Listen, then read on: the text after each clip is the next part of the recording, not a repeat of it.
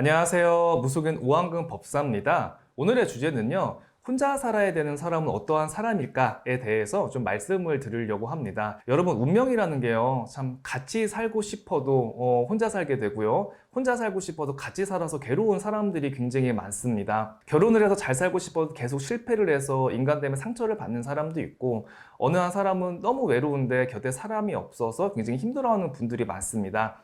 여러분, 혼자 살아야 되는 사람의 특징, 혼자 살아야 되는 그런 사람의 사주에 대해서 있습니다. 이런 분들은요, 사실은 누구랑 같이 하기보다도요, 여러분, 혼자 살아가는 게 인생이 평탄하고 좀 수월할 수가 있습니다. 그래서 특징을 몇 가지 좀 말씀을 드리려고 합니다.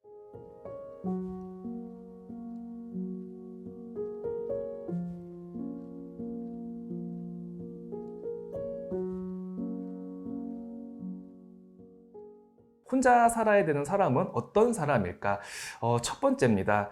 자기 중심적인 사람들이 있어요, 여러분. 그러니까 사주를 보자면요. 비견의 겁재가 되게 많아서 내 자신이 우선순위에 둡니다. 그러니까 자기 중심적이고 타인의 배려심이 조금 약하고 내 자신이 너무 강합니다. 그러니까 누구 얘기를 여러분 받아들이려고 하지 않는 그런 성향이 있어요. 아마 이 방송을 보시면서도 내 성격이 이런 성격인다 하고 좀 공감하시는 분들이 있을 겁니다. 여러분, 성격이 그러면요. 막 이걸 고민을 하고 어렵게 생각을 하지 마세요. 고치려고 해도 사실은 성격이라는 부분은 고치기가 많이 힘듭니다. 내가 타인을 만나고 누구를 만나서 조금 사이가 불편해지고 많이 힘들었다는 걸 느끼면요. 오히려 혼자 사는 게 평탄하고 더 좋은 선택이 될 수도 있습니다.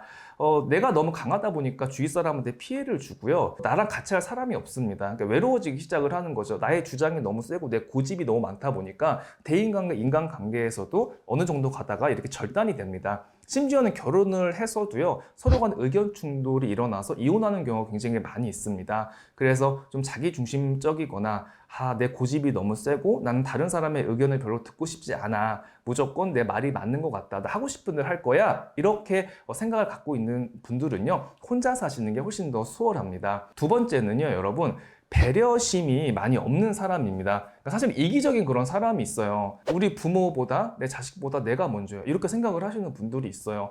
자식을 낳았어도요, 여러분. 그러니까 내 자식이 다 귀할 것 같죠? 아니, 그렇지 않아요. 여러분, 자식한테 애정이 없는 사람이 있다? 자식을 낳았어도요, 싫어. 난 내가 먼저야. 그래서 왜 자식을 놓고 나가버리는 거야? 자식을 안 찾는 사람들 있잖아요. 그러고 나서 나중에 자식이 성공을 하잖아? 그럼 나한테 연락이 오는 경우도 있어. 법사님, 제가 20년 전에 이 아이를 놓고 갔는데 지금 성공을 했어요. 다시 만날 수 있게 구술해 주세요. 이렇게 하시는 분들이 있어요. 여러분, 이게 가능성이 있다고 생각을 하세요? 방법이 없는 거예요. 예전에는 그 아이를 버리고 나왔다 그 아이가 성공을 하니까 엄마가 찾잖아. 20년 동안 이 아이는 그 엄마의 결핍으로 되게 많이 힘들었어. 근데 그렇게 떠나가니까 당연히 이건 구슬하고 뭘 해도 연결이 안 되는 거죠. 여러분, 그런 경우가 있습니다. 그래서 그렇게 배려심이 좀 많이 부족하고 내가 먼저고 내가 최우선순위가 돼야 된다는 사람도 혼자 사는 게 좋습니다. 그리고 또 이건 오해인데요. 사주팔자에 고신살, 과숙살이 들어와 있는 사람들은 혼자 살아야 된다. 이 역술인들이 그렇게 얘기를 좀 합니다. 배우자를 먼저 잃어야 되고 상처받고 혼자 살아야 된다 하는데, 여러분, 현대 시대에서의 사실은 고신살, 과숙살은 맞지가 않습니다. 이 고신살, 과숙이 있어도요, 가정을 잘 꾸리고요, 되게 잘 사시는 분들이 굉장히 많으니까 괜히 그 살 때문에 내 사주를 한계에 가두지 좀 않으셨으면 좋겠습니다. 혼자 살아야 되는 사람은 어떤 사람일까? 다음은요, 사주팔자에 인덕이 없는 사람입니다. 여러분, 내 팔자에 인덕이 있을까 없을까는 사실은 이 방송을 보시는 여러분들이 더 잘 알고 계십니다. 그동안 살아온 세월을 한번 생각을 해 보실래요? 여러분들이 인덕이나 인복이 많으셨나요? 물론 인덕이나 인복이 많으신 분들도 계세요. 근데 사주를 가진 사람들 중에서 인간의 덕이라든가 귀인의 어떤 상봉의 운이 굉장히 약한 경우가 있습니다. 이런 사주를 갖다가 굉장히 신강하거나 우리가 신약하다고 얘기를 해요. 근데 여러분, 인덕이 없는 그런 사주들이 외로움을 많이 타요. 그러다 보니까 사람에게 의지를 합니다. 그리고 사람에게 의지를 하다 보면요, 내 이렇게 주관이 없어져 버려요. 그러니까 내가 만나는 그 남자한테 모든 거를 맡겨버립니다. 심지어는 이런 경우가 있는 거지. 한 번 결혼에 실패를 했어. 근데 저한테 찾아왔더라고요. 법사님, 저 이제 이분이랑 다시 재혼을 하고 싶습니다. 너무 사랑해요. 그러는 거야. 안 된다. 이 사람이랑 결혼을 해도 너는 어차피 다시 오냐 실패를 하니 정신 차리고 중심 잡고 일 열심히 하면서 살아라. 제가 그러한 공수를 내렸습니다. 근데 여러분 사랑에 빠졌잖아. 제 얘기를 들어요? 절대 안 됐죠. 저하고 연락을 다 끊더라고요. 난 사실 너무 서운했어. 왜냐면 5년지기 신도였거든. 이혼을 했지만 사업도 잘하고 돈도 되게 많이 버셨던 분이고 용궁사 실력님 원력으로 되게 많이 안정이 되셨던 분이었어요. 근데 갑자기 어느 날 갑자기 남자가 생겨가지고 그 남자한테 빠져버리더라고.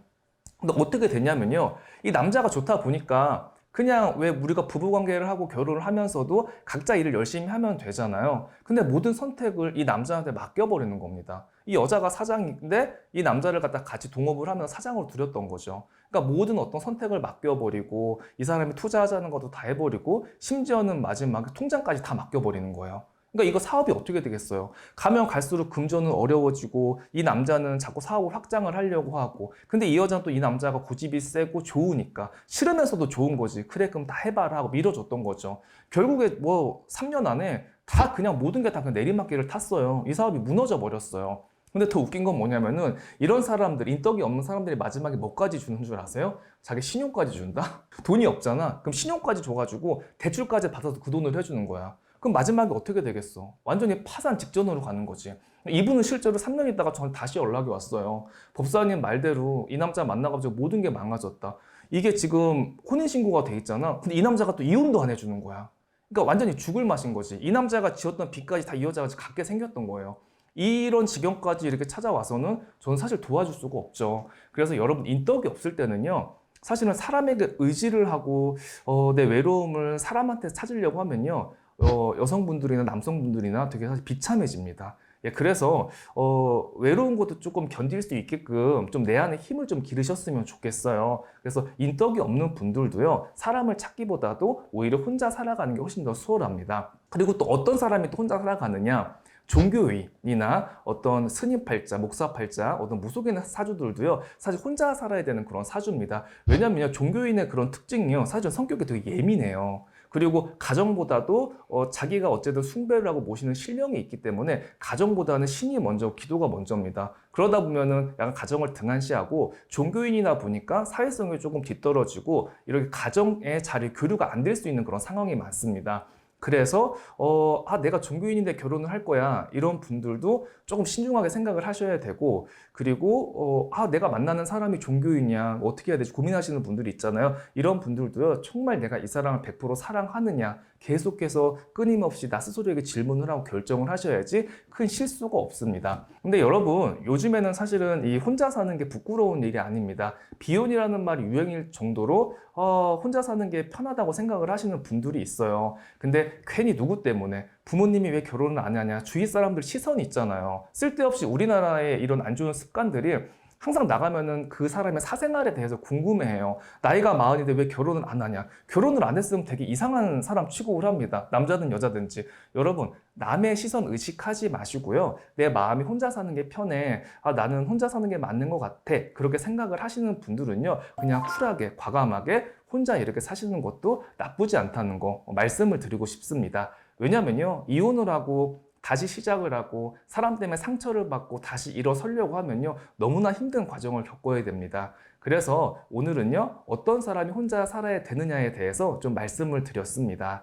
오늘 방송은 여기까지 하겠습니다. 감사합니다. 여러분, 오한근 법사가 대성TV에 합류하게 됐습니다. 오한근 법사의 영상을 좋아하시고 더 많이 보고 싶으신 분들은요 지금 유튜브에 대성TV를 검색해 보세요. 구독 버튼 누르시면요 오한근 법사의 영상이 화요일하고 목요일마다 업로드가 됩니다. 좋아요, 구독 많이 부탁드리고 오한근 법사의 영상도 많이 사랑해 주세요. 감사합니다.